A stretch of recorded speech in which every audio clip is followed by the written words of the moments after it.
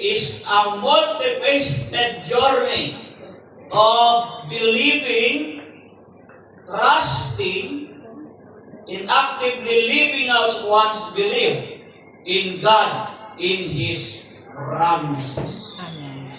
Amen. Nandito ba yung mga taga-Friday? Friday group? Friday group?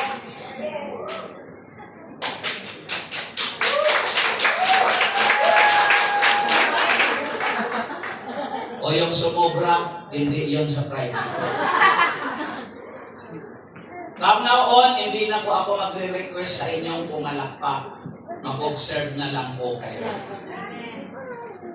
Maraming aspeto, mga kapatid.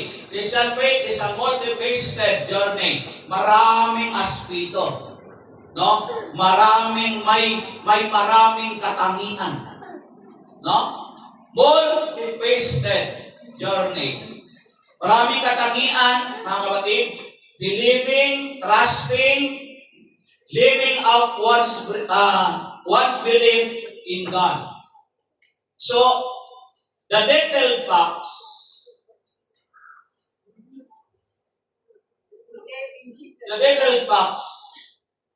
featuring Christian faith. Ito yung detalyado, katotohanan ay tinatampok, mga kapatid, sa Kristiyanong pananampalataya. Tampok na detalyadong katotohanan ng pananampalataya Kristiyano, mga kapatid sa Panginoon. Sabihin mo, I am a genuine Christian. Bakit hindi ba nakalagay sa akin na I am a genuine Christian? Yan. Ulitin mo, I am a genuine Christian. Saan kayo nakahawak? I am. Ikaw yun eh. Ikaw ang tumutukoy sa sarili mo eh. Yung iba kasi tinatapik yung katabi. I am. Okay? Believe in Jesus Christ. Isa sa mga kapatid sa katotohanan. No? Believe in Jesus Christ. Christians believe that Jesus Christ is the Son of God who died for the sins of humanity and was resurrected. So yun po yung Kristiyanong pananampalataya. Believe in Jesus Christ. Yung paniniwala niya kay Jesus, naniniwala siya, yung belief niya, si Jesus is the Son of God. Amen po? Amen. Ano si Jesus? Anak ng Diyos.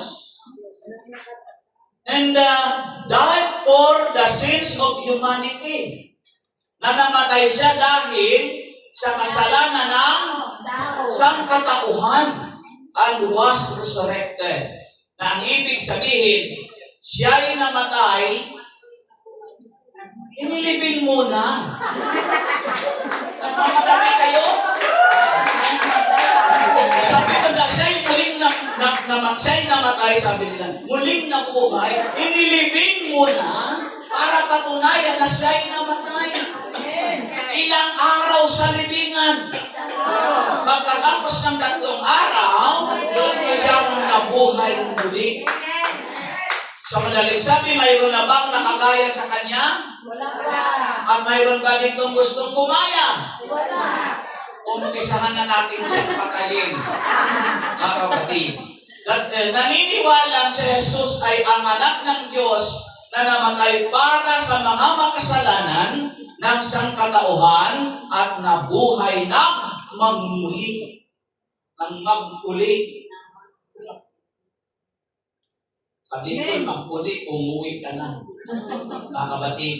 So yun ang paniniwala ng isang tunay na pananampalataya ng prayer partner. I-personalize na natin. Dahil ito mga prayer partners na ito mga kapatid, kayong mga nakikinig at nanonood sa himpilan ng Macau Facebook page. Pinagpala, bakit nasa DWH kayo?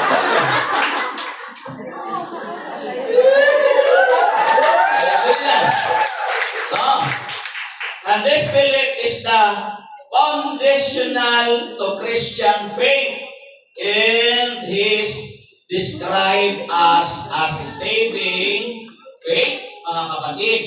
Somewhere in Ephesians chapter 2 verse 8 to 9 highlights that salvation is the gift of God's grace received through faith and not earned by human works.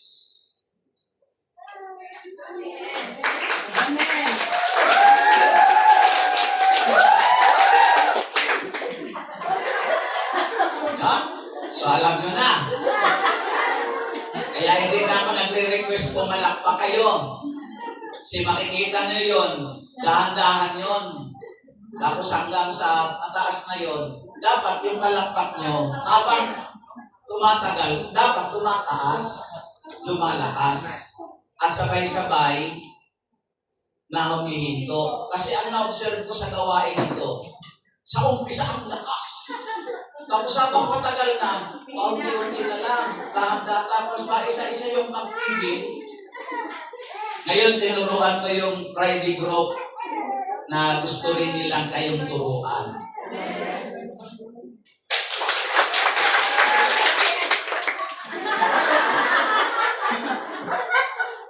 Di ba? Maganda, no? So yan, mga kapatid. Pangalawa, trust in God's promises. Christian trust God. Trust that God is faithful to His promises.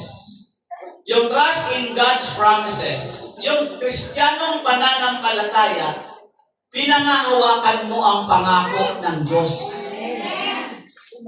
Christians trust that God is faithful to His promises. Tandaan mo, sabihin sa katabi mo, katabi. Dahan-dahan lang pagkasabi ko, sinigawan mo naman. Sabihin mo, katabi. Ang pananalig sa Diyos, ang pananampalataya sa Diyos, pinangahawakan mo ang pangako niya. Tapos, mag-adapt kayo ng ilang pangako niya. Abisaduhin nyo yun, lagay nyo sa puso. Ano bang pangako niya, paborito mo? Ikaw, sabihin sa sarili mo. Dapat mayroon kayong alam na pangako niya, na pangahawakan niyo. Na, kasi Christian trust that God is faithful to His promises. Yung pagtitiwala sa Diyos, paniniwala mo na siya ang pangako niya, tapat siya. Anong pangako yun? Yung mga wala pa masyadong alam sa Bible, mayroon mga pangako ang Diyos na kahit sa simbahan, nakikinig kayo, may mga sermons yung mga pare. Pangako ng Diyos, yung Ama nangako, I am the great healer. Yung pangako yung magpapakilala niya yun, na pangako niya, if He is a great healer, so can heal. Magpapagaling siya ng may sakit. Kaya kung may mga time na nagkakasakit ka, pangawakan mo yung pangako niya. Tindigan mo yun. Nangangako siyang magpapagaling siya. Therefore, yung mga sakit karamdaman mo, pag sinanggo ni mo sa Kanya, na may paniniwala ka, gagaling ka.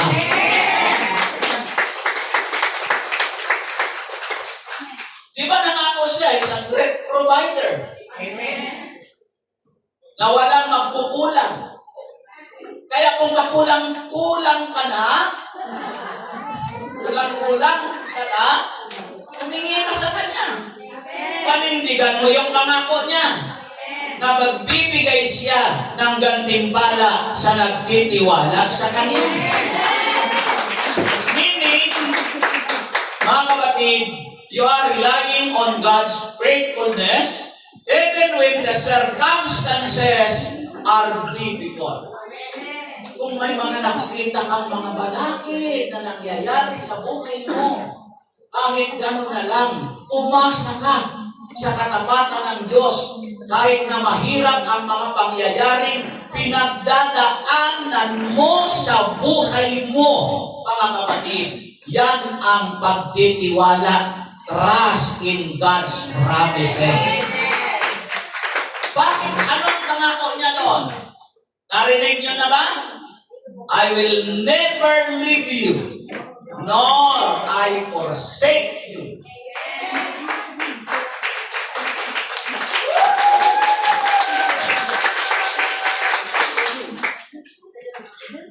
Pag saan kayo nakatingin lingon-lingon, hindi kayo makakasabay kasi sa kamay.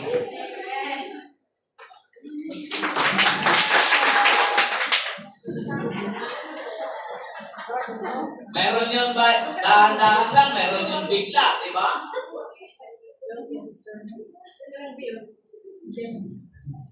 Amen po? So, umasa. Sabihin mo sa katabi mo, umasa ka. Madarating. Pangako niya yun. Sabi niya, I will never leave you. Pag dumarating ang mga pagsubok, laksan niyo ang inyong loob. Hindi ko kayo bibigyan ng pagsubok na hindi ninyo kayang mapagtagumpayan. At kapag dumating na yung pagsubok na yun, tandaan nyo yun. Hindi ko kayo iiwan. Hindi ko kayo pababayaan. Amen? Okay. The Lord is trustworthy in all His promises and faithful in all He does. Mga kapatid, di ka bibiguin sa bawat pangako pagkat ang Diyos ay tapat, ang Kanyang ginawa kahit ano, ito ay mabuti para sa lahat. Amen ba? Amen. So thirdly, action and obedience. Mga kapatid, the detailed facts featuring Christian faith. Pangatlo, action and obedience. That is the fundamental and inseparable features of the Christian faith. It's not just an internal belief, yung sa loobin mo lang, but also an active commitment of living. Ibig sabihin, that is the portion of loving God and loving others. Mga kapatid, active commitment of living according to God's will. Look, no? Inseparable